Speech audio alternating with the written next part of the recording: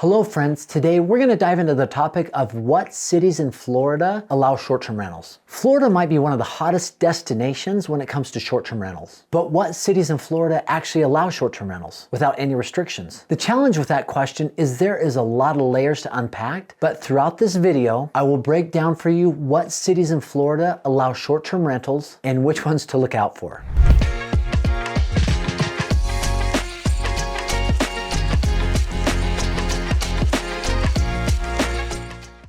I currently own a half a dozen of short-term rentals, and our best performing short-term rental is in Orlando, Florida. And I'm always interested in owning short-term rentals in Florida because it's a destination that typically performs well when it comes to short-term or vacation rental properties. However, conflicts can arise between short-term rentals and permanent residents, and many times the law will step in to make adjustments. So just to make sure that you're not caught in the crosshairs, I'm going to dive into this topic by helping you understand short-term rental law in Florida. Next, I'll dive into the necessary requirements to own a short-term rental. And finally, go over some of those areas that are more problematic than others. If you're ready, let's go. So this question is so broad that it can have a lot of extensive answers. So to be able to cover a topic like this and getting into all the minute details of every city would probably be hours and hours long. And frankly, it would probably bore the heck out of all of us. However, what I will do is give you a general overview that empowers you as an investor to then take the next steps when it comes to investing in short-term rentals in Florida. And that's what gets me excited, is helping you to take that next step. So first off, let's talk about the regulations in Florida and how the Florida Department of Business and Profession define regulation for short-term rentals. So here you go. Here's their definition. Any unit or group of units in a condominium or cooperative or any individually or collectively owned single family, two family, or four family house or dwelling unit, also that is a transient public lodging establishment, but that is not a timeshare project.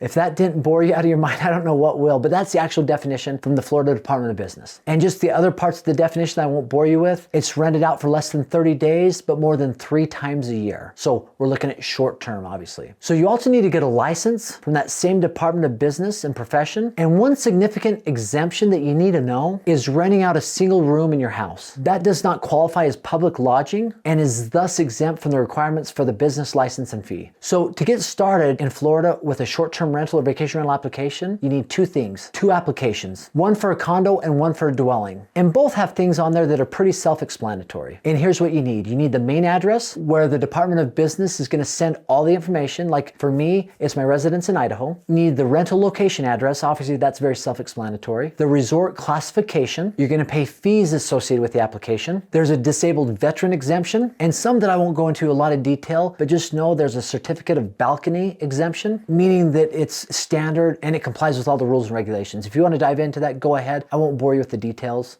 So transient rental or short-term rental applications are pretty basic for every single state. And you just go to the state website to get the application. And one final thing that they do note on their website is you do need insurance, not just homeowners insurance, but you need short-term rental or vacation rental insurance that is more comprehensive than your traditional homeowners insurance. Now let's jump into a little bit more of the fun part of the discussion. Let's talk about some of the major cities or metropolitan areas in Florida and how they view short-term rentals. So first off, let's talk about the Panhandle. That's Pensacola, it's Destin, Fort Walton Beach, Santa Rosa Beach, Panama City Beach, all those areas there. Let's consider those in the Panhandle. Overall, that area has some of the strictest short-term rental laws in all of Florida. There's actually only a few districts that allow short-term rentals. You must register with the local government and have a short-term rental permit. Obviously, the registration needs to be renewed every single year. And according to the regulation, a maximum of 2 adults and a total of 4 people can stay in a single unit or room. But regardless of how many rooms that are actually in the home, the max is 24 people. Even if you had 20 bedrooms in the house, the max is 24 people that can stay there. Let's talk Jacksonville, Florida. This city might be one of the most challenging in all of Florida. There are just 2 zones that allow for conditional approval for short-term rentals. It's the general commercial and the historic site. Short-term rentals are prohibited in all the residential areas. I'm not saying it's impossible to have a short-term rental in Jacksonville, but it's definitely more challenging. And if you are considering Jacksonville, I'd recommend going to the city offices and talk to them and have a discussion. Let's talk Kissimmee and Orlando.